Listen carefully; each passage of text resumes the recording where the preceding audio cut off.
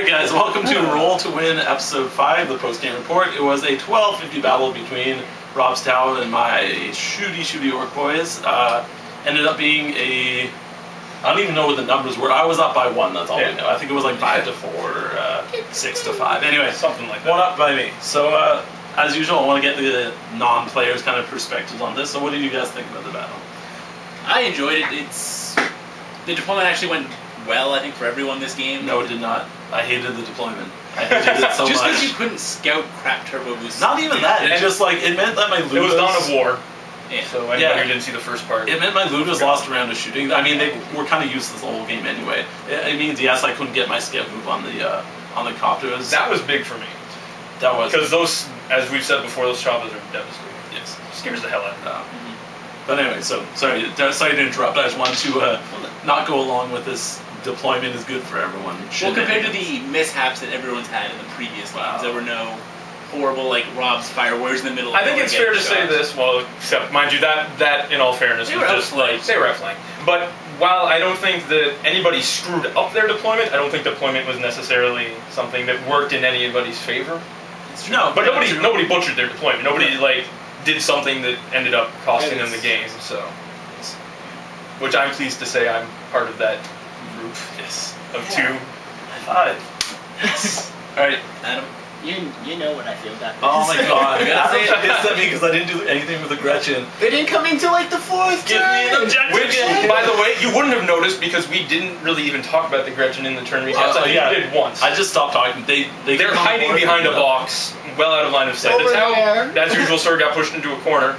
And the Gretchen my bad. And the Gretchen were corner. completely blocked blind. I can't even see them from where I'm sitting, which is where I was for most of the game. I'm telling you, honestly, give me an objective game and I'll use them, but just in Annihilation, what do you want me to do with them? And how many Annihilation games have you played with this army? Too many. As in all of them? How many games have we played before where the Gretchen actually have done stuff? Remember that like one? 2. I had a game where the Gretchen was like still alive. It took out like Simon's last. True, I had a Gretchen that killed your Wolf Lord. Exactly! Gretchen are awesome, but not in Annihilation, not when they can get killed. Certainly not against the Tau from the other side of the field. That's true. Especially when by the end of the game I still have a solid or a submunition shot that could have wiped them out. I don't care. Okay. I will say though, all those trucks exploding at that one time was actually kind of it was the kind of, if you think about the actual visuals of it on the battlefield, it would just be the most ridiculous thing ever. Like just shots going into trucks and then like cartwheeling through the air and boys flying. It was a very exciting first couple of rounds for the Tau as trucks were just flying. I'm sure it was very exciting. You know, turning for the Orks too that were inside the house. They were probably having a blast. Oh, punny. I didn't think about that. But yeah, aside from the deployment and everything, do you guys think? I mean, it was truthfully just an even game all around. Some bad rolls and us forgetting some rules because there's a lot of us forgetting rules. It's been a little while since we played. That's why we haven't had a video up in a while. We've all been kind of busy, but it was good to get back into it. But yeah, it took a little bit of getting used to the rules again. And I gotta say this. I'm sorry, I know this is horrible, but even though I lost by 1, in the next turn, there was an Ork that was about to run off the field. There's no next turn. There is no next turn. But if there was, the Ork is about to run off the field. The big mech is standing in front of my entire army, which is still plenty capable of killing it. And there's... It would have been my turn. We wouldn't have just have stood there. You're right. But still. It would be right. Anyway. And there was no mobilized truck. So I had 3 very nice targets that I could have scored a point. And there was 1 copter over there with 1 wound. So even though I didn't necessarily win, I acquitted myself quite well.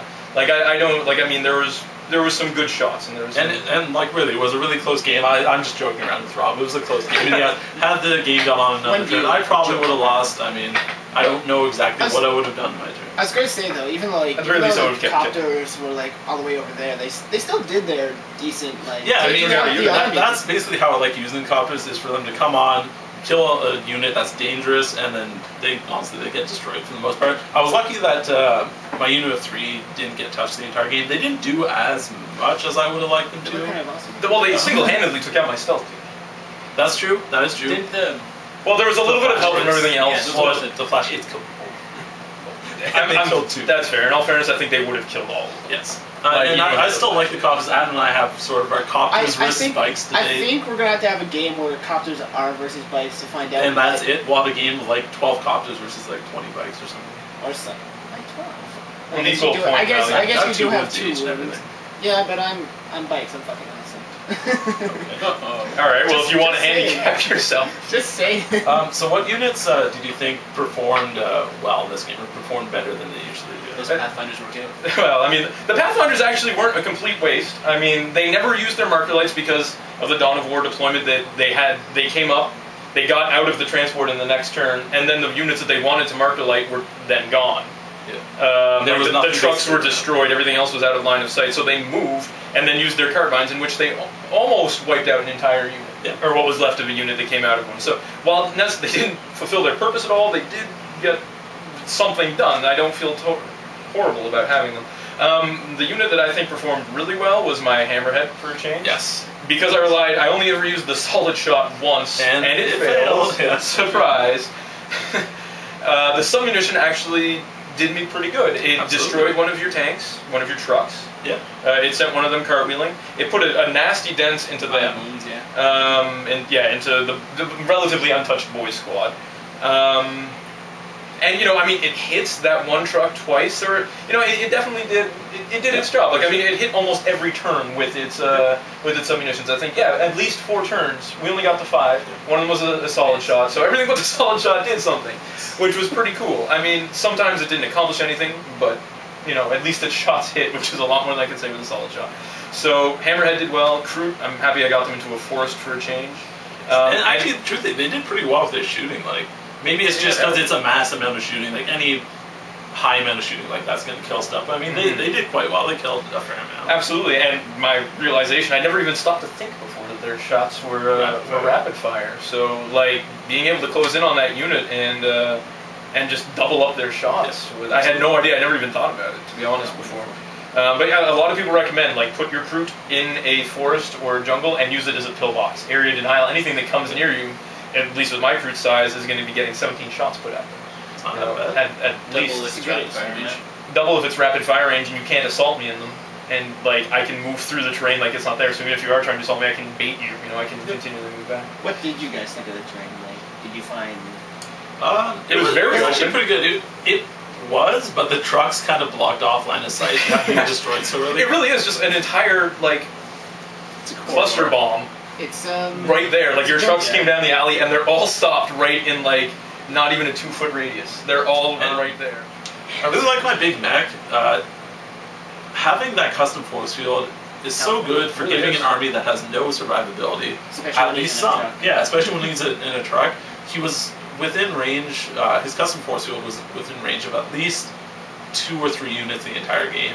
It almost makes me want to take another one. It definitely, you said that before, but it actually stopped. Like, that was the only thing that sort of made my railgun impotent this game. Like, the only shots that fizzled were because of that. Yeah, and then the one time you fired at something that didn't have the custom force field, it killed 5 of them. Like, yeah. So, but definitely, yeah, because I mean, you even suggested the idea before that if you had 2 in trucks, like driving along your army. Yeah, just keep your entire army. Yeah, I mean, it's better than a 5+ armor save.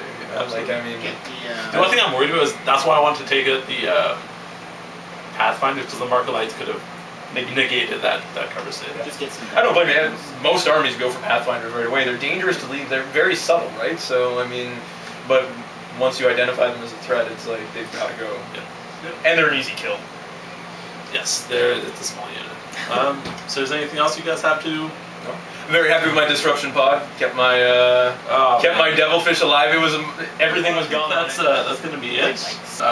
Simon and Adam need to fight, and then I think we'll all have made this round robin, and then we're gonna try to do some different things, bring some new people in and things like that. Maybe showcase some of the different armies that we've got going. Yes, we're gonna try to do some Tyranids up. You were saying. Yeah, we also want to do army introductions, not army introductions, like player introductions, kind of describe our backgrounds, where we got in the hobby, where we came from, what we've been doing.